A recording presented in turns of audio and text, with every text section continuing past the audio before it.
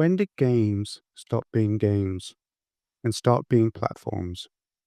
It didn't happen suddenly. It happened slowly, quietly, and for reasons that made sense at the time. But the cost of that shift is something players are finally starting to feel. And honestly, so are the developers. This is the hidden cost of modern game design. Modern games didn't become retention machines because studios wanted to manipulate players. They became retention machines because the industry changed around them. Budgets are exploding. Live service became the safest business model. Predictable revenue became more important than creative risk.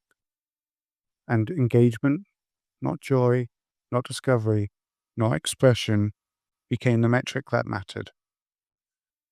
When that happened, games stopped being experiences and started being ecosystems. Not worlds to explore, not stories to feel, but systems to maintain. And players felt the shift first. Exploration turned into checklists. Discovery turned into quests. Play turned into maintenance. And supplies turned into schedules. Games stopped asking players to have fun. They started asking players to stay.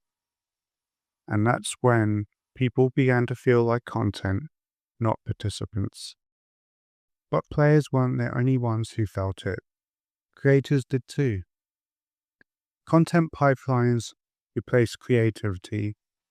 Metrics overshadowed expression. Risk disappeared from AAA spaces. And the platforms that once empowered creators started tightening their loops.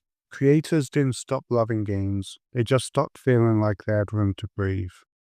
And that's why we're seeing a shift in where players and creators spend their time. Not because one platform is better than another, but because some ecosystems are expanding, while others are contracting. Some creators are exploring new spaces because they offer something they're craving. More creative freedom, more experimentation, and a sense of possibility instead of pressure. It's not about any one game losing. It's about creators finding the places where they feel like they matter. And this is the hidden cost of modern game design. Not the budgets, not the deadlines, not the content pipelines. The real cost is what we lose when games stop being creative risks and start being predictable systems. We lose surprise, we lose identity, we lose the weird, the bold, the experimental. Players feel like content, developers feel like operators, and the magic that made games special gets buried under metrics. But here's the good news. We're starting to see the pendulum swing back. Smaller, focused games are thriving. Intentional design is making a comeback.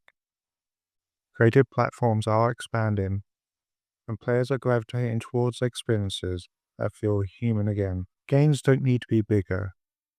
They just need to feel like they're made for people again.